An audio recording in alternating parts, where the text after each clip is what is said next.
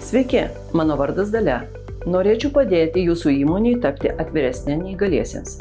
Šiandien pasidalinsiu svarbiausią informaciją apie darbo vietos pritaikymą. Kai kuriais atvejais gali reikėti keisti darbo vietos aplinką. Pakeitimai gali būti dviejų rūšių. Fizinis darbo vietos pritaikymas ir darbo vietos pritaikymas atsižvelgiant į negalios dydį ir pobūdį. Pradėsiu nuo fizinių ir akivaizdžių dalykų.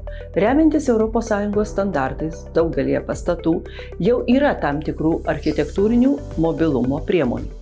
Jei jūsų įmonėje taip nėra, pakeitimai gali būti susiję su automobilių parkavimu, liftais, pandusais, turėklais, ženklais ir tualeto patalpomis.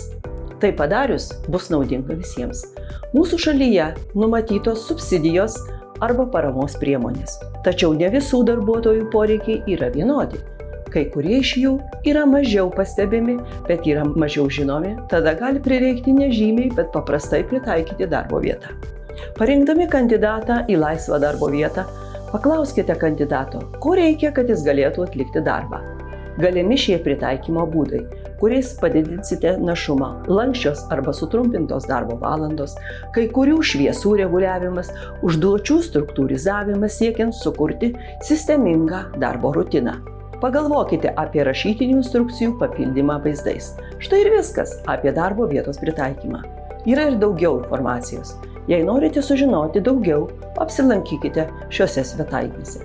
Jei norite sužinoti dar daugiau, peržiūrėkite kitus mano mokomuosius vaizdo įrašus.